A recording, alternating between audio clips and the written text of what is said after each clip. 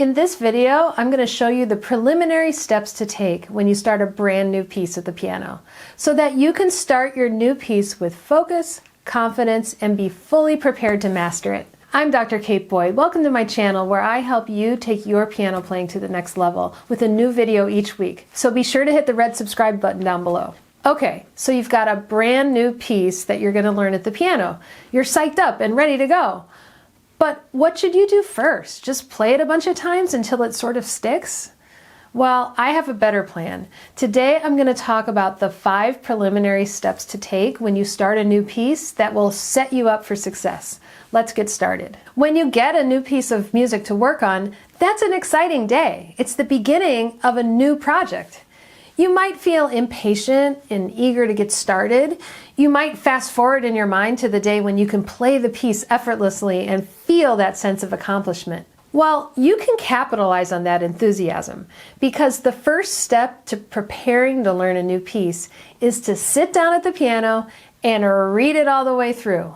Just bash through it. Take a reasonably slow tempo, but the tempo should allow the piece to be somewhat recognizable. If you're unable to make any coherence out of a piece in the first read-through, it's possible that it's too hard for you still. Your starting point for a new piece should not be that it's literally unplayable for you and that it will be a huge, giant effort to just learn the notes. If a piece is too hard for you, that's okay. Pick something a little more manageable now with the plan to work up to the harder piece. In this first bash through, you should play through it under tempo. Parts of it will feel basically doable, and there will probably be parts that are technically beyond where you are at the moment. The point of reading it through is to get an overview of the piece. You want to have at least touched the whole piece from beginning to end. I can't tell you the number of times that students come to me and they've learned the first 3 pages of an 8-page piece, but they haven't even looked at the other 5 pages yet.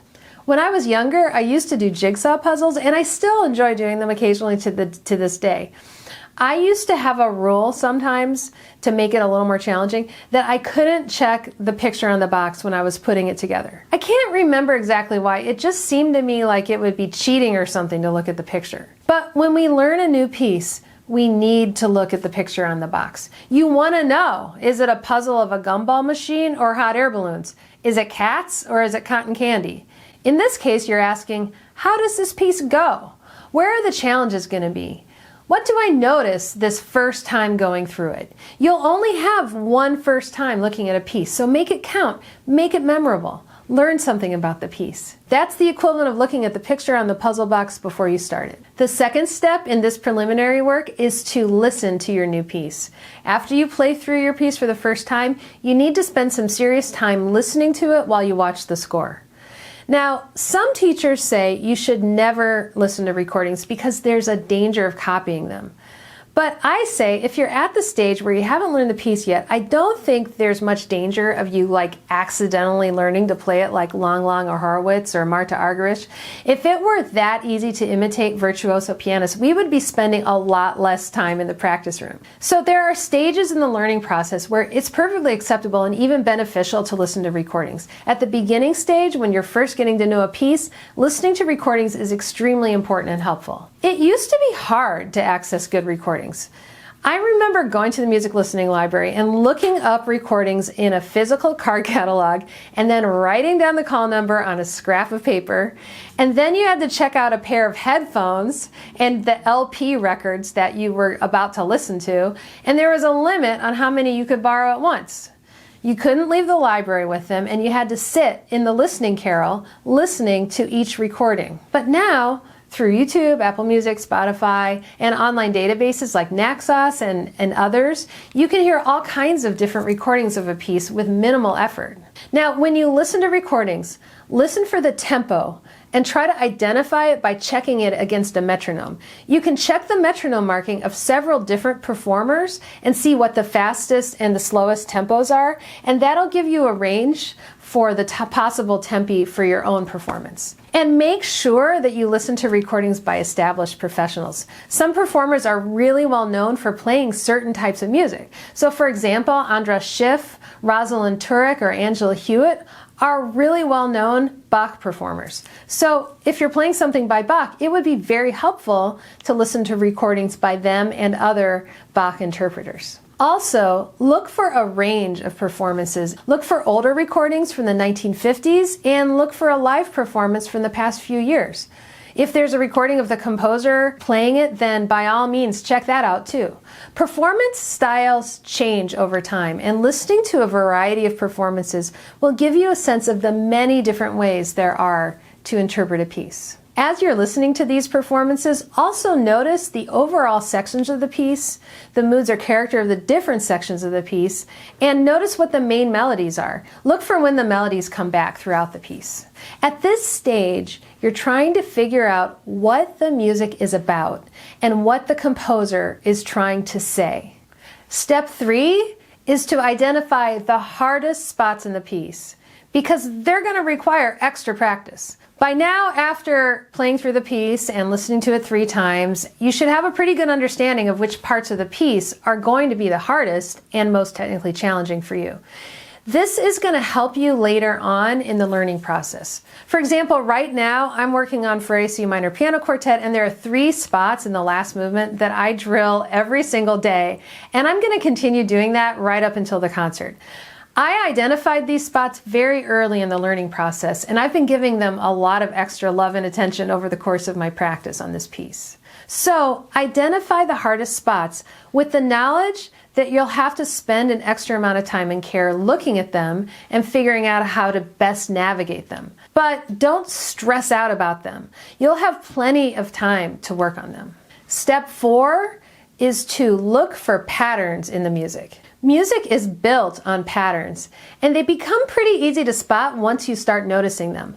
Look for the main themes or melodies and mark them in your music. Take your pencil out and mark them in the music. Also, look for places where the same music is repeated but in a different key. And sometimes there are entire pages that repeat that sometimes people don't really notice until after they've been working on the piece for a while. And so this is where that listening work you did earlier is going to help you. The 5th step in the learning process needs to include some kind of analysis. You can do this alongside your regular practice of a piece. It's natural to be enthusiastic about learning the piece, so I'm not asking you to not practice or work on the piece until you've analyzed it. However, spend time early in the process analyzing the piece. How you analyze the piece is going to depend on how much music theory you've had at this point. I think it's pretty essential that pianists take music theory because it really helps you think like a composer. And we really do want to think like a composer when we're interpreting pieces at the piano. We want to kind of reverse engineer the composition process where we go from taking the complicated notation on the page back to the underlying structure and emotional content that the composer thought of when they initially wrote the piece. I remember when I first started learning music theory, it was so revealing. I felt like somebody had given me the secret decoder ring for the music I was playing. It all suddenly made so much sense. So if you've had enough music theory that you can identify basic triads and then go through and look for all the cadences, which is where the music sounds kind of like it's ending, and write down the name of the chord that you're cadencing in, that'll really help you. If you've had enough music theory that you can go through and write chord symbols in and understand how the modulation are working, then by all means go through and do so. The important things to look for at this stage are the following.